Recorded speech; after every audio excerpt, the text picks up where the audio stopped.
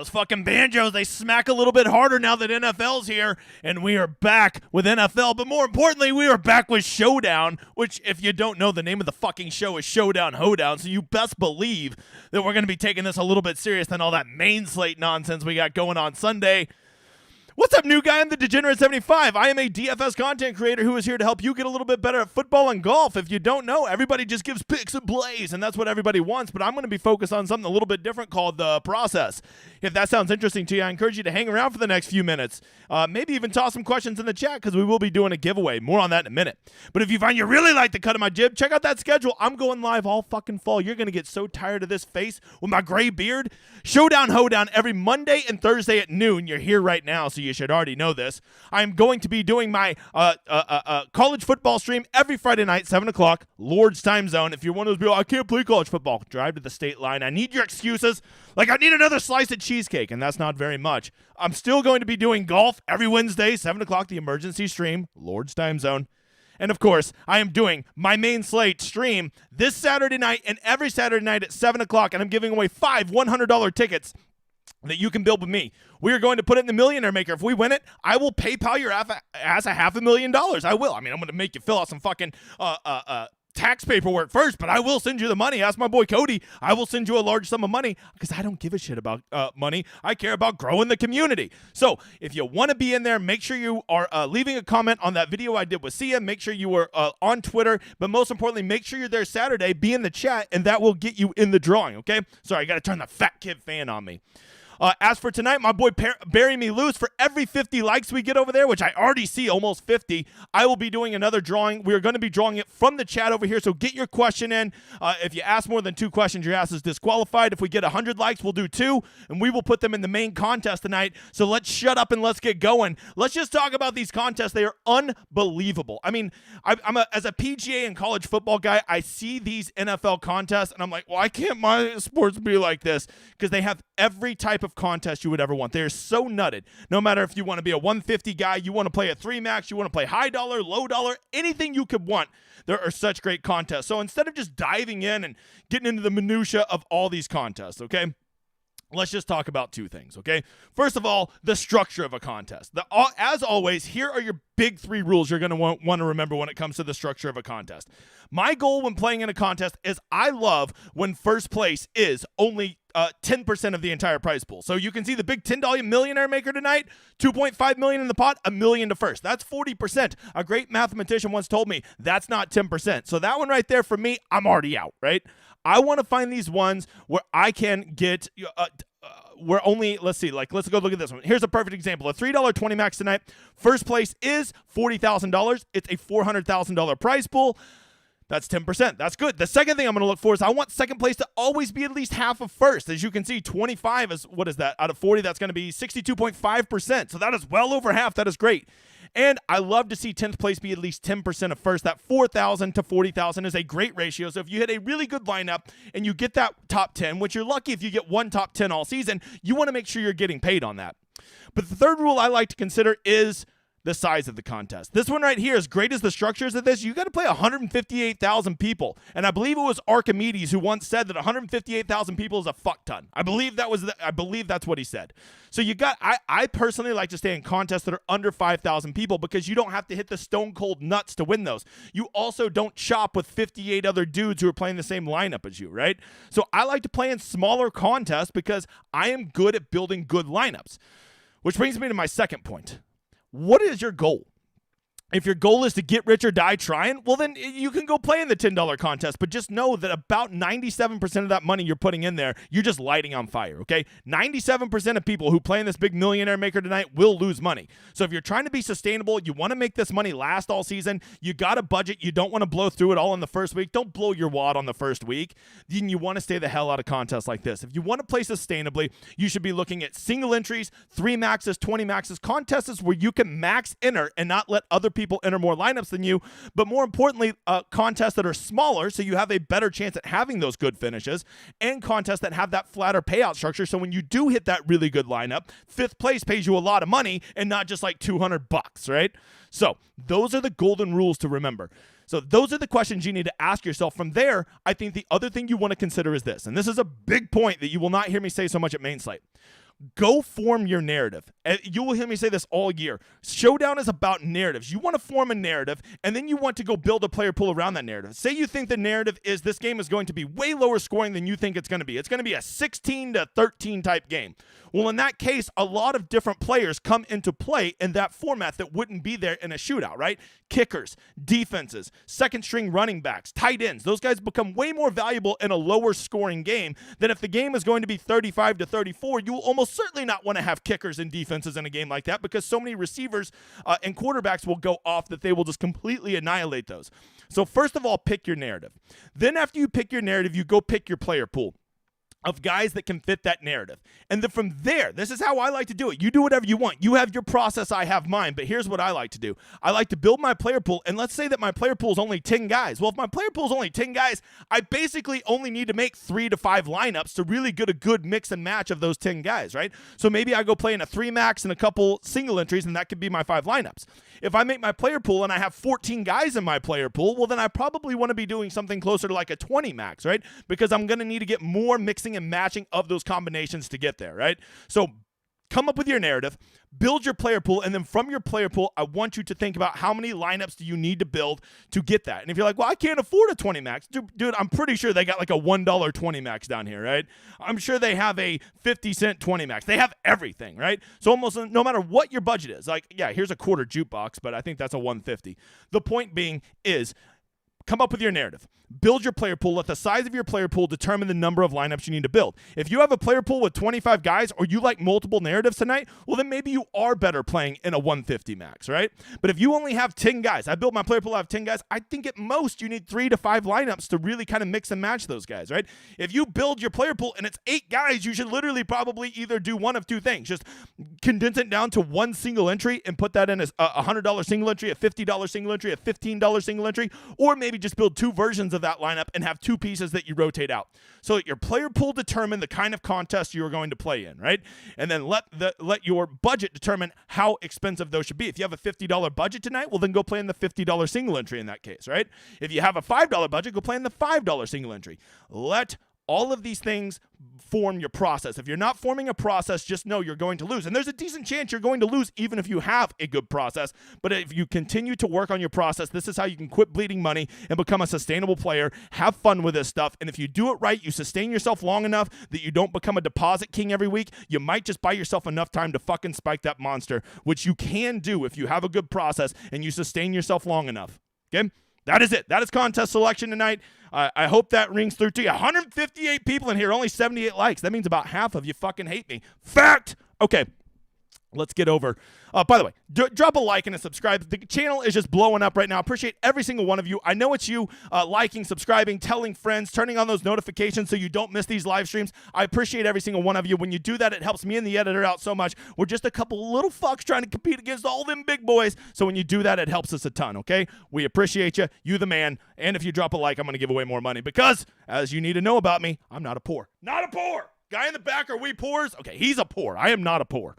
Okay, here we go. Guy, yeah, you didn't know Guy in the back was here for NFL season, but I just keep his ass chained back there year-round. He has nowhere to go. This is called the Rosetta Stone. This is what you get over at my site at dgen75.com. Not only do I make exclusive content, I give them tools that you need, right? And I have not found another tool like this. There's tons of great sites out there doing all kinds of great work, okay?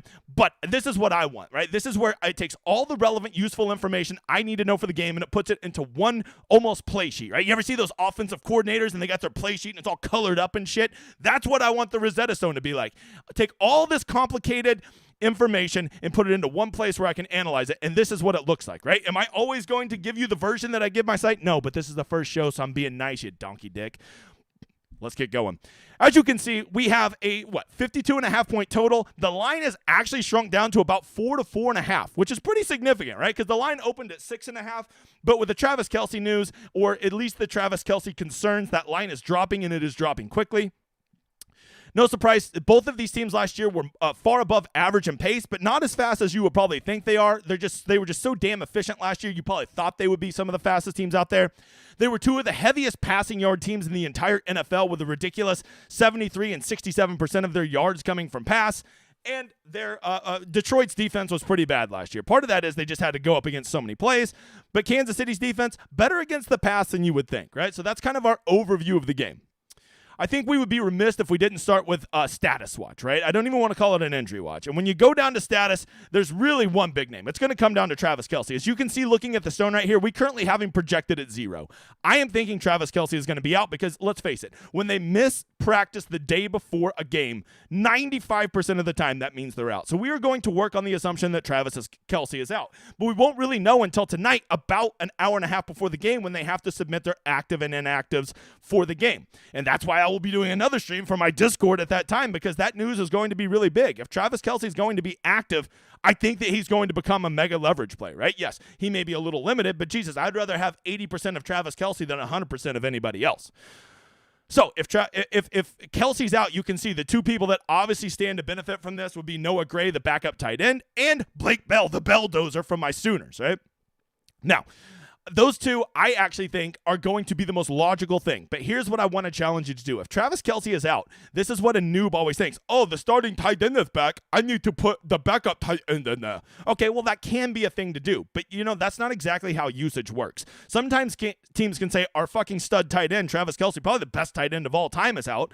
And instead of we're going to throw the ball to Noah Gray 12 times a game now, maybe they say, we need to run the ball more. Or we need to run more 4 wide sets, and some of these wide receivers start to see increase route runs, increase usage, right? So don't think of, as Travis Kelce is out, I've got to play Noah Gray, because I think Noah Gray, if we get word that Kelce isn't active tonight, I think Noah Gray's ownership at 2,400 is going to be through the roof. And anything over like a 20% on Noah Gray makes me want to Noah fade, okay? So consider that. Consider that maybe Kelce being out affects this game differently than everybody else thinks, right? Maybe that leads to them running the ball more, right? Maybe that leads to the 4th or 5th wide receiver from KC getting 10 or 15 more routes a game. And if they're getting 10 or 15 more routes, maybe that leads to 2 or 3 more targets, which could be the difference in breaking the slate.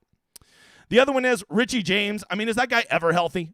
I think we should just leave him in that magenta all year. That guy's always busted up. We don't know what to expect from him. And I think you could even put a status watch for Rashee Rice, the rookie out of SMU, because with him, they've already said that he is probably not going to run a full complement. I think they're going to ease him in a bit, okay?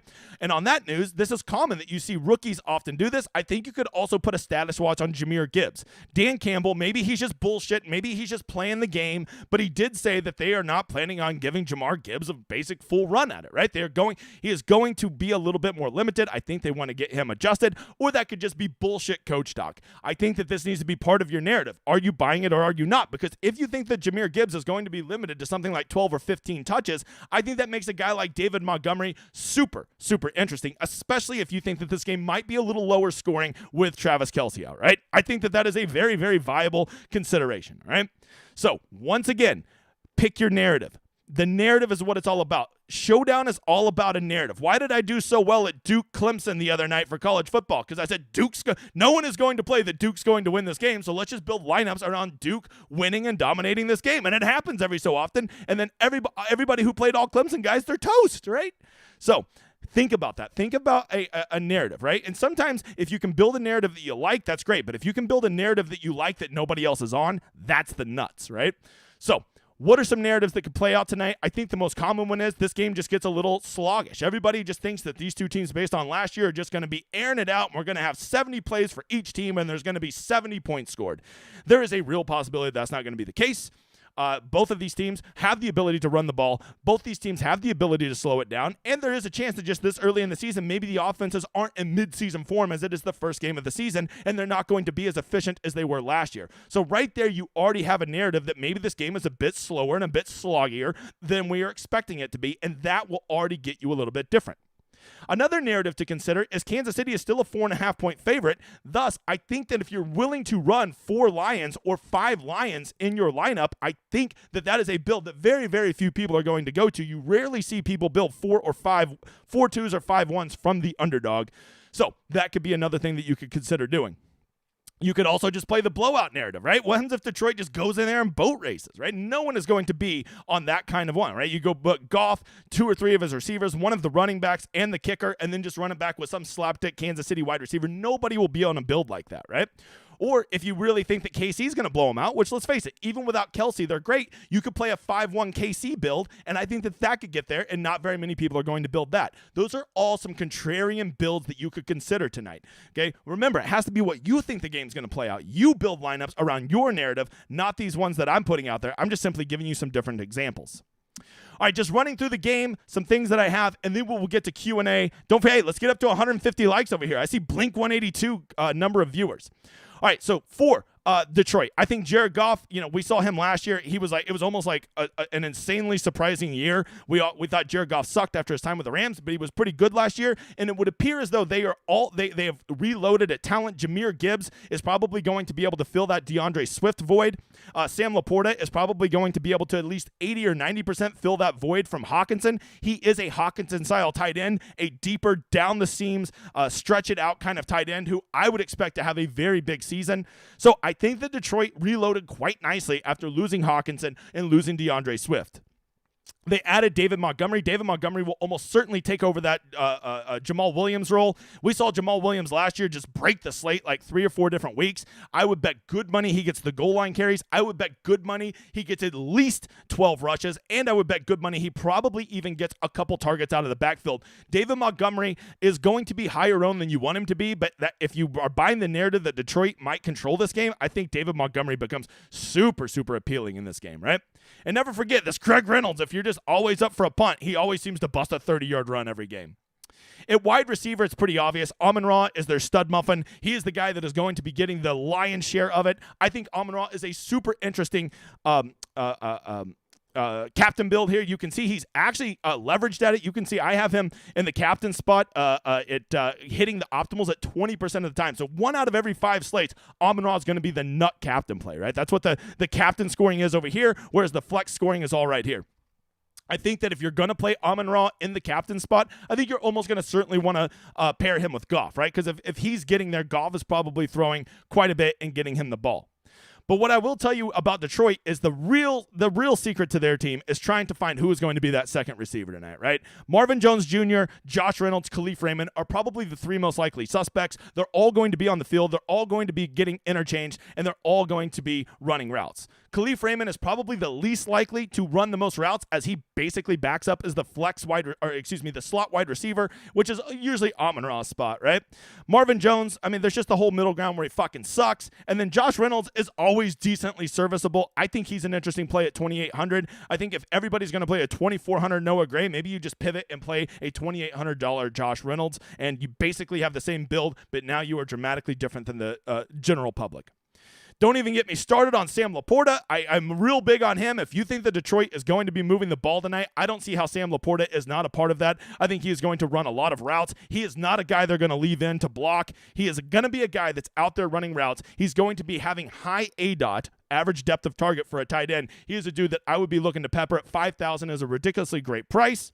And then Brock Wright, if you want to punt, I do think that there is a chance they get down on the goal line. He gets his 2 catches for 12 yards and a touchdown, and at $600, that somehow gets you there. Kickers, look, if you want to play Detroit's kicker, you got to ask yourself, what kind of narrative do they get there? And in my opinion, how does a Detroit kicker get there? Well, largely, it's probably a slower, low-scoring game. That helps because that keeps the scoring down for all the position players. But more than that, you need to think that the Lions are not going to be very effective in the red zone. And he is getting a lot of 30, 40-yard field goals, and that is how he adds up his points. So Detroit's moving the ball, but they are not converting in the red zone. That is how he gets there. A lot of people would say you can't play the Lions defense against Mahomes. Mahomes never screws up. All right, that's a terrible narrative. Mahomes tries to do way too much, way too often. And let me just go ahead and give you a quite contrarian correlation here. When I play Patrick Mahomes, I really like playing the Lions defense against him. Well, if Mahomes is doing good, that means the Lions defense is doing bad. No, guy who doesn't understand fantasy scoring. Let's say on the first drive, the left tackle gets beat. Lions sack Mahomes. He fumbles. They take it to the house. You just got a fumble, a recovery, and a touchdown, or a sack, a fumble, a recovery, touchdown. That's 9 points. More than that, and here's what's more important. Not only did your defense just get you 9 points on something that's very reasonable, especially with some of the linemen they lost, but now Patrick Mahomes is in a game script where he is playing from behind. What does that mean? That means he is probably going to be passing the ball more. That probably means he is going to be being more aggressive, and they're going to be playing more up pace. So playing a defense up against an opposing quarterback at Showdown makes so much more sense than it does at week long, okay? So consider that. Let's go talk about the Chiefs. I think Patrick Mahomes at captain is going to, without question, be the most popular play tonight. I think he will be over 90% owned between the flex and the captain, so there is always a path to fading a guy that's 90%. But outside of Patrick Mahomes getting hurt, what is the chance that he is going to put up a flop in this game? It is very, very small. So you'd have to come up with a very weird narrative for him to not get there, right? From there, at running back, here's what I would say. I love Isaiah Pacheco. I'm just a buyer, okay? This is my narrative. It is nothing more than a feeling. I think that he is going to be the lead running back for them this year. Of course, Jarrett McKinnon's still going to get the third down work. But like the big year he had last year was almost completely reliant on him catching big plays, right? And he can just not continue. There's just no way he can continue it at that rate. I think you're going to see Pacheco on first and second down. I think you might even see him on some third down stuff. He will catch a couple balls out of the backfield. And more than anything, I think that they've just given up on my boy Clyde Edwards-Helaire. And if they've given up on him and Jarrett McKinnon is only going to be a third down guy, well, that leaves the Chiefs probably in a game script where they are ahead with a talented running back at $6,800. Isaiah Pacheco, you can see I have him marked as cash because if I'm building a cash lineup, I'm having Mahomes and Pacheco in there, and I'm having Montgomery and St. Brown. That would be the cornerstones of my cash lineup. And I've actually warmed up to the idea of playing cash at Showdown. Wide receiver, here's the answer. If Kelce is out, I think the wide receivers stand to benefit from this. But the problem is, which one? Okay, I think you're going to see all these guys out there. Maybe not Richie James because he never plays, but I think you're going to see all these guys out there. I think you're going to see them running more routes than normal as you're not going to see as much Kelce, so wide receivers are going to be running more. But then that still never solves the problem of who the fuck are they going to throw the ball to, right? Sky Moore is obviously the guy in position to be their big breakout star, but after what I saw last year, it's almost like I want to see it before I believe in it, right? Kadarius Toney, a guy that I think will run fewer routes than MVS and Sky Moore, but I do think he will have more design plays for him. He could break one big touchdown, but at $7,000, it's like, why would I pay $7,000 for him when I could just go play $5,400 MVS or Sky Moore at $4,800? Not only am I saving the money, I would almost bet you good money that MVS and Sky Moore run more routes tonight than Kadarius Toney. I feel very confident about that. Rashee Rice, we already touched on earlier. I think that they are going to ease him in. I do not think he is going to already be a guy that's out on the field for 60-70% of the plays. I think you're only going to see him in special packages. And then, of course, if you want some absolute punts, especially if we get word that Richie James is out and Kelce's out, I think that Ross and Watson at wide receiver become some very viable options. You really only need them to get you two catches, 35 yards, and a touchdown at those prices. That will almost certainly be in an optimal, right? But they have to fit your narrative. Lastly, Noah Gray is going to be mega chalk if we get word that Kelce's out. Maybe you still want to play him. I get it. I just think that you're playing with fool's gold there. And Blake Bell, the Belldozer, could be a guy that could also be a guy that gets in more in those double tight end sets and maybe catches a couple passes, hopefully falls into the box on one of them, right? Lastly, Harrison Butker is if you're going to be playing 5-1 Chiefs stacks, I don't mind him at all, right? There is a chance that they're completely dominating this game, and because of that, many of the Lions guys aren't getting there, so Butker could be a guy that pairs nicely with Mahomes, Pacheco, two of the receivers, and then you go with Butker. He gets you 3 field goals. They win the game something like 30-7 or something like that, right? Or 23-7. He gets us 3 field goals, a couple extra points. He'll almost certainly be in an optimal, right? And the Chiefs defense is pretty interesting at $3,800. Of course, that's very reasonably priced. I always like to play teams that are at home, like to play their defenses. They seem to get there more often. So that is worth considering. But here's the thing with defenses and kickers, as always. You never play them unless they fit your script, your narrative for how the game's going to play out, okay? If you're just throwing them in there because they fit with money, well, I think you're being a fool, because the best thing you can do is when you're playing Showdown, you need to remember that leaving a little bit of money on the table is a super, super smart thing to do. I will never build a Showdown lineup that spends 49.7 or more. Why? Because if I'm going to hit, and my goal is to hit one big GPP a year at Showdown, if I do that, I don't want to split it with 27 fuckers that aren't my friends, okay? So I always try to leave a little bit of money on the table. Get used to that at Showdown, especially at Showdown when there's a huge amount of value tonight with Kelce being out. People are really going to struggle to spend their money. So trying to spend all your money tonight, you're going to end up being in the same build as maybe dozens or hundreds of people. And if you do hit the nut lineup, you don't want to share it with a bunch of people, okay? You're lucky if you get one big one a year. Don't be trying to dupe it with a million guys, okay? All right, I think that is the Rosetta Stone. Let's get over to the drawing. But before we do, go check out my site, dgen75.com. We have PGA, we have NFL, Showdown, and main site. We have college football, Showdown, and main site. Everything you need. It is the fastest growing site in DFS that I can promise you. And if you don't know, I am now good buddies with my brothers over at Ship It. They are doing their stream right at the top of the hour. 36 minutes from now, you go check that out. It will be on the Mayo Media Network. You have Hoop, you have Tambo, you got the whole, they'll be breaking it down. If you think you only need to watch one Showdown show to properly prepare you for a slate, I don't think you get it. They will say something that I did not say that may be the truth that you need to unlock it. Go check that out. Let them know I sent you over there. Me and Ship It, we're homies. We look out for each other. I trust them. They do great work. All right, let's get to the drawing. Editor, I see 125 likes. So for right now, let's do 2 drawings. If we get to 150 likes, we will do a third one. So this is from anybody who's left a question over here. Editor, we got Tim Evans. Tim Evans, reach out to me on Twitter, or if you're on the Discord there, we will build a lineup tonight. We're going to put it in the Big Millionaire Maker because it's my money. Matter of fact, $1. No, it can't be Dollar Bill. He works for me. Fuck that guy. I mean, he's my friend, but fuck him.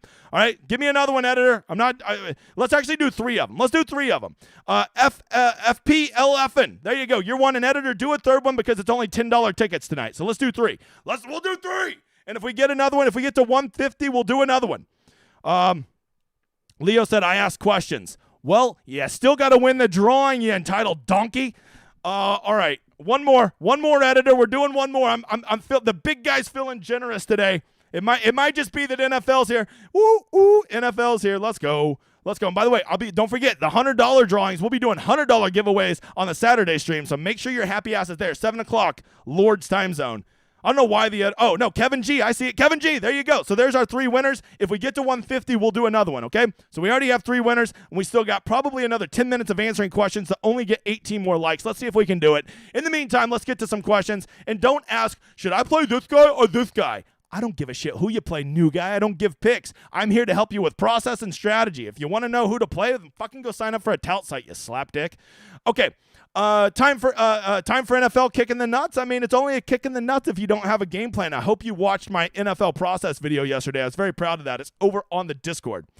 How much Laporta is too much? Wombat, I love him, and in a lot of the narratives I'm running tonight, he is just like perfect for me. So I've already laid this out in my process video yesterday. I only play 3 Showdown lineups per slate, right? I'm just a single entry kind of guy. I don't like the big lotteries. I'm going to build some lottery tickets with you, but with my own personal money, I don't play in them. And in those, I think Laporta is going to be very highly owned. I think that he gets there. I think that he is going to get something like 6 targets, and I bet that he probably gets 4 or 5 catches, probably for 70 yards. And if he falls in the box, then he breaks the slate. Yesterday was not the same without my award-winning sleepers while I'm sleeping. Well, don't worry, big guy. Golf's back next week. Rashee Rice, anybody? I think he's a great upside. I love him for season long. I actually took him in a best ball draft today. If you guys didn't see, Underdog put up a $250 Bulldog draft today. I took Rashee Rice, but I don't love him in this game. That would be my answer. I'm just a little worried that they're going to ease him in, right? What's the giveaway? Leo, you ask a lot of questions, pal. Are you ready for some football? You best believe it, man. We got NFL, then we got college, then we got NFL again, then we got NFL again. It's just a great time, man. And then there's the Ryder Cup coming up. My God, man. All right, let's have a great start to the season. I'm with you, brother. Let's get in there. All right, looking for questions. Can you please explain the Sims and how to read them for DFS for dummies? Thank you. Can you please explain the Sims and how to read them? Yeah, so, I mean, if you're talking about, like, the simulation rate, all we're doing is just seeing, we put our guys in there with projections, and we simulate how often do they show up in the optimal, right? So a guy like Jared Goff, I have projected at 54% owned tonight, but he only shows up in the optimals about 43% of the time. When we simulated it, he was not coming up in the optimals as much as I think he's going to be owned. Thus, he is a negative leverage play if you trust the optimals. Some people say optimals are bullshit. I get it. You have your own process. But if you are an optimal guy, he would be a negative play. Whereas a guy like Marvin Jones Jr. is a guy that is showing up in the optimals a ton tonight versus what his ownership will be. So that's something to consider. But there is the whole middle ground that optimizers don't realize. Marvin Jones fucking sucks. There's that. All right, do you see any Mahomes not in the winning lineup? God, it's hard. I mean, I'm just trying to think of a script. I mean, literally, it would have to be something like, they win the game, something probably like 21 to 10 or something like that, the Chiefs do, and all 3 of them are rushing touchdowns, or maybe a special teams touchdown, because he just gets there with yards, right? Like him just getting the yards, and it's it's so easy to spend to have plenty of money tonight with Kelsey likely being out that it's just hard to come up with a lineup that he wouldn't be in there, right? Maybe it's one of those lineups you leave $10,000 on the table, but I don't think those are very good ones to build, right? All right. Will Noah Gray be over 80% owned? You know, Jeff, I was thinking he was legit going to be 50% owned, but when I ran my numbers on the optimizer today, which is kind of a big way that I get my ownership, he was not popping that much. So I only have him at a modest 25%. He might get steamed up tonight, but I as of right now, I have him a lot lower than I was anticipating he would be. Reynolds a good pick at captain. Let's see. Here's the nice thing about Josh Reynolds is, yes, he is a nice captain pick in that he will save you a lot of money, as he's only $4,200 in the captain spot. But here's the problem with Josh Reynolds. I don't think you need to save a ton of money at the captain spot tonight. And what are the chances that that he gets there so that it allows you to get all those other expensive guys, but all those other expensive guys don't go off at the same rate as him? So I would say with the Kelsey news, I don't love him. If Kelsey was playing, I would buy it, because then he would allow you to get a Kelsey Mahomes Amon-Ra type lineup. But I don't think you need to save that much money, so I don't love it. Since there's not a lot of data on the current season, should I wait a few weeks to get a better baseline before creating lineups? No, I think this is a good time to anticipate, right? We're anticipating. We are projecting. The more that the projections get centered down and everybody knows who's doing what, the harder NFL gets. The best time to go attack these slates is now, where almost everybody is guessing. We're all guessing. Devin says, do you think Montgomery and Gibbs can be in an optimal together? I absolutely do. If you buy the narrative that Detroit is going to win this game, they're going to control the line of scrimmage, I think that is not only a lineup that could get there, I think it's very likely to get there, right? Double running backs get there more than you think, especially when I think those two guys are going to get something like 90% of the work out of the backfield for Detroit, right?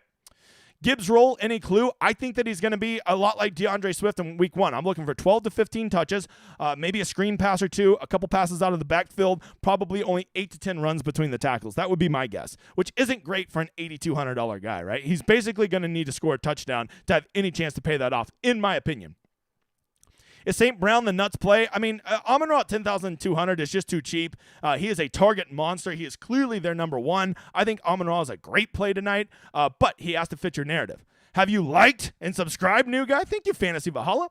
Would you build a single entry showdown cash 1 to 2 pips? How would you build a single entry showdown? Well, it's very simple. I'm going to build it around the narrative that I like, right? I'm going to be bold with it. That's why I like single entries, is if I have a hot take that the Lions are going to dominate tonight, I will run a 5-1 Lions in a single entry. And in single entries, you never see 5-1 builds for the underdog, but I don't mind doing that. Whereas you will see 5-1 builds in the big millionaire maker and stuff like that, right? All right, how much cash do you play in NFL? I don't play any, Doug. I think that the cash market is too sharp in NFL.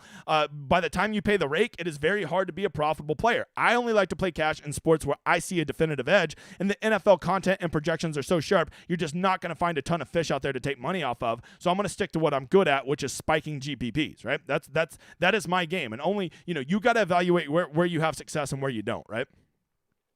Are you playing some Blake Bell? I just don't love it. I feel like he's completely dependent on a touchdown, but Blake Bell does seem to have a nose for the end zone, and Boomer fucking Sooners. Who's the random chief wide receiver who scores a slate-breaking touchdown? I mean, if I had to guess, one guy, probably, I don't know. Probably MVS never gets there, so I'm just going to go with Sky Moore, all right? Probably just because I have so much of him at Best Ball, right? Lunch break streams. Let's go, T-Swin. Moving on. If I don't see a question mark, I'm not answering. 5-1 Lions with a Mahomes bring back. Here's the problem. I just don't see any way Mahomes gets there tonight without at least dragging one receiver there. If Mahomes is going to have a game where he's in the optimal, he almost certainly threw 2 touchdowns. Give me who he can throw 2 touchdowns to that are not going to also get in the optimal. If he throws it to Sky Moore or Justin Ross or Justin Watson or Noah Gray, they will certainly be in the optimal too. So if I'm playing Mahomes, I am definitely only playing Mahomes with at least one other receiver, right? And maybe just hope that all the big plays happen to that guy. I cannot play a naked Mahomes in a 5-1. I can't do it. I cannot see how that build could ever get there. Do you play second half showdown? I don't, but it's usually just because I'm too busy with other stuff. I'm not opposed to it. Have any good solver tips for Showdown? Yeah, that's a good question. We should ask that tonight on the stream when I have the solver up over on the thing. B-Mac. Gibbs is going to get 20 touches? I don't think so. I'll just continue to say it. I don't see any way he gets over 15 touches. Could I be wrong? Absolutely. But just what I've been reading, I think that will be the case. 10 more likes, guys, and we will be to 150. And 20 lineups, how many captains would you have? I like to be really selective with my captains. I would go 3 at most. I think you really want to shit or get off the pot. And if those are chalky captains like Mahomes and Goff and guys like that, Amon-Ra, I think you might want to go as little as 2. So at least then maybe you have some leverage on him in the captain spot, right? Really commit to it. Be willing to go down in flames with your plays. Best single entry structured contest, DFS junkie dipping their toes in the NFL. Hey, Johnny, welcome you, mother father. Let's see. How to roll it back to the dueling banjos. The banjos, I mean, if the banjos don't get you in the mood for the showdown, I don't know what does. If Kelsey's out, is Noah Gray a worthy fade? Yeah, I mean, in single entries, Noah Gray ain't touching my lineups because he's going to be so owned in single entry. I just feel like it's a strategic fade, right? Because if he gets, if he gets 3 points, there's a good chance that that almost all those single entry, about half of single entry lineups will be dead. And if he goes off, well, then I'll just be fucked and it won't matter because I'll finish last. It doesn't matter if I finish one spot outside of the cash or if I finish dead last. I'm only playing to win those motherfathers. How much stock do you put into coaches hinting at Watson getting more time than Rice? A lot. I think that Watson probably will get more run than Rice. We just see this often that a lot of rookies often get, especially if they didn't spend a ton of draft capital on Rice. So I do buy that they will ease him in a bit easier. Who is the guy who gets steamed up before lock tonight? I almost certainly Noah Gray, assuming that Kelsey's out, right? All right, what is your thoughts on Sky Moore under over yards? Man, he is the hardest one. Here's what I would do. If I was doing a prop bet on Sky Moore, I'd stay the hell away from it. I love Sky Moore for GPPs tonight because I think he's going to have a monster game or he ain't going to do shit, okay? And for GPPs, that's exactly what you want. But for prop bets, you almost want to have like a certain baseline. And if he got 1 catch for 12 yards tonight, it would not shock me. Just like if he gets 8 catches for 112 yards, that would not shock me, okay? So he is a guy I would hate for prop bets. Both kickers in one lineup? Absolutely. If you think that this is going to be a slow, sloggy game, 16-13, I would bet both of the kickers in the optimal. Do you think Watson gets some Kelsey routes in the tree? Yes, I do. Yes, I do. I think he would get some of that. Any chance defenses make a lower scoring game with the Chiefs missing Kelsey? Yeah, I mean, there is a chance that the Chiefs could slow it down, run fewer plays, and run the ball more with Kelsey out, who is definitively better than any other 2 wide receivers on their team combined, right? Hammer the over tonight? Boy, that's a tough one. If I had to bet, I would probably take the under. I like unders to start the NFL season more than I like overs, but that's just kind of narrative bullshit, right? How much will you play? How much will the play calling change if Kelsey's out? I mean, you got to remember, they don't have the same offensive coordinators last year, which makes me a little concerned. Then you take away their best weapon. I'm a little concerned, Jeff. Let's see. How do you choose captain for single entries versus MMEs?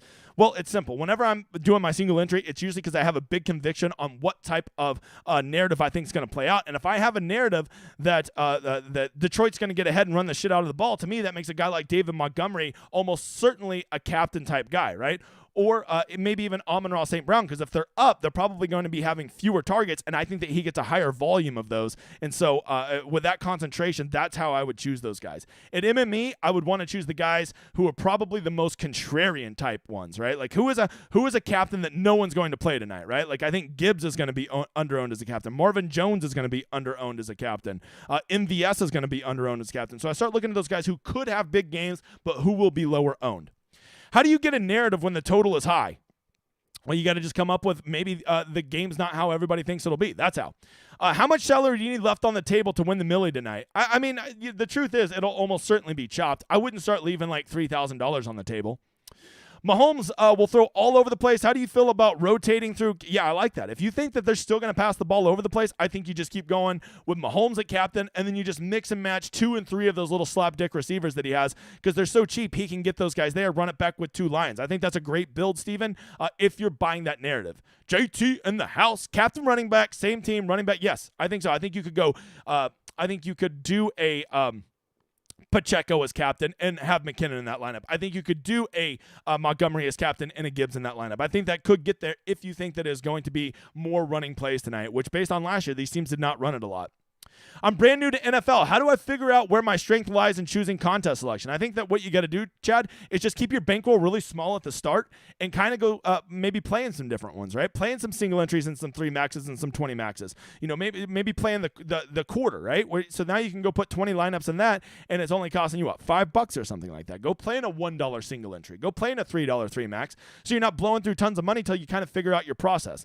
The thing that I have going for me is I've been playing NFL Showdown for a long time, so I have a pretty good idea of what I'm good at and what I'm not. But the problem is with getting a process is you don't know who you are and what you are until you've messed around with it, right?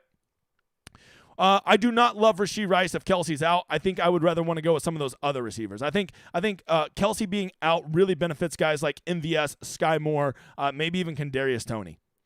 All right, do you ever play cash on these showdown slates? I don't, but I am warm to it. That's why I've started putting cash plays on there, right? Any general rules of thumb on lineups? How do you set between 3 3s and 4 2s? Well, here you go, Tim. This can also be part of your narrative. If you see that the favorited team is, oh, by the way, 149 likes. If the favorited team, if you like the underdog team, in this case the Lions, I think you just build 4 2s, and that will naturally already have you different than about 70% of lineups, right? Whereas if I think it's going to be a very competitive game or a shootout, I almost always play 3 3s, because if it's a shootout, it's shooting out both ways, and you're going to want guys from both of those. So I let the kind of narrative that I'm dictating for the game determine if I want to build 4 2s, 3 3s, or 5 1s, and which team I want to lead those, right? How low is too low for a captain? Well, once again, with Kelsey being out, the pricing now got super soft on this slate, so I probably won't be dipping down below 5,000 for any of my captains. I just don't think you need to get that cute, because the biggest thing about playing a cheap guy at captain is it saves you money. Editor, give me another drawing over here. Another drawing to build a lineup with me. Let's see. I'm already at 12:40. I only want to go 5 more minutes. I'm going to do like 5 more questions, which is perfect because I think that actually I'm not even close to being done with these questions. Let's see who that winner is while the editor draws it. Man, you guys have lit these questions up. Let's see. While he does that, I'm going to go answer 5 more questions that I randomly pull from my ass. Let's see. By the way, most of you were just getting these. You know, I should probably start doing the questions. Some of these more recent questions. I have shared 100K with over 200 people before an NBA. Worst feeling ever. That being said, the captain being too chalky and a massive GPP. Well, look, all you got to do is if you're going to play a chalky captain, just make sure to leave $1,000 on the table, right? Or go get a piece that's going to probably be less than 1% owned. That'll do it. When is the golf trip for the Discord? The one for Vegas is actually postponed. So don't go to Vegas in October. I'm not going to be there. But we are maybe looking at doing a golf trip to the Waste Management in February, right? Can Brock Wright and Laporta both end up in the optimal lineup? Sure they could. But I would almost certainly have Goff with that build, right? I would have Goff with that build. If Kelsey is out, how will this affect your exposure to Mahomes? Matter of fact, it makes me like Mahomes more because now I can mix and match him differently, right? I can mix him in different ways. Brave Birds DFS. You also have won a ticket. Reach out to me either on Twitter or on the Discord. We will build a lineup for the Millionaire Maker tonight, okay? Matter of fact, while I'm doing that, I should probably go reserve some lineups. I don't even know if I've ever How do you reserve? Reserve? Oh, you can't do multiple ones? Ain't that a bitch? Whatever. Okay, I'll do it after the stream. Is it dumb to play 2 pass catchers without the QB? Not always at Showdown, but typically speaking, it's hard for them to both have a good game and the quarterback to also not get there, especially if it's like Goff, who is noticeably cheaper than Mahomes, right? McKinnick explosion slim with Pacheco emerging. That's how I'm feeling. That's how I feel. He could still get there, but I don't love it. You think kicker is correlated with opposing defense? Yes, I think it is, because those field goals are getting your kicker points without hurting that defense too much, which probably means the defense isn't giving up a ton of points. Can be good. It can be good. I don't always think that, but I think it could get there. All right, 3 more questions. Any weather in KC tonight? Last I looked, it was good. I will have an update that tonight, Brian, over on the stream. Is the optimal ever to play a defense in the captain spot? Literally never. I just don't believe in playing defenses in the captain spot. A million things have to go right. If you're going to do that, just go to 7-Eleven and play fucking scratches off. 73 in clear skies. That's from my dude Green. Watson and Raymond, I don't mind either of them. I don't mind either of them as punts, right? I do worry a little bit about how much run Raymond's going to get out of the slot behind Amon-Ra. Can you disqualify Crypto Pooper? Can you disqualify me? I have no idea what the hell you're talking about, but sure. Let's see. Nick says, do you ever take into account the spread of the over-under when building your DFS lineups? All the time. I mean, that's the number one indicator of my narrative, right?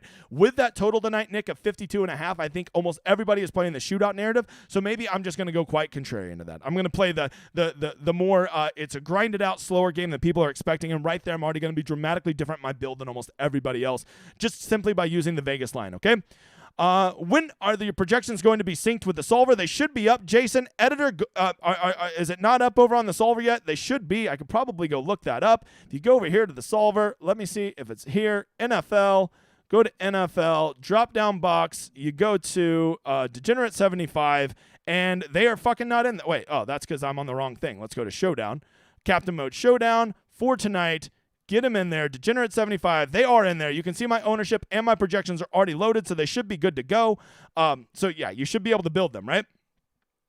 Are we playing great even with Kelsey maybe playing? I'm going to wait till the inactive, Steven. I'm going to see what happens. Guys, don't forget, in 15 minutes, go watch my dudes over at Ship It is on Mayo Media Network. Go support them. They do great work. They know as much about Showdown as I do. This has been real. All my winners of the drawings, make sure to reach out to me. And most importantly, be here Saturday at 7 o'clock for the live stream as I'm giving away 5 $100 tickets. It's been real, you motherfathers. Thank you for being here. Enjoy this outro.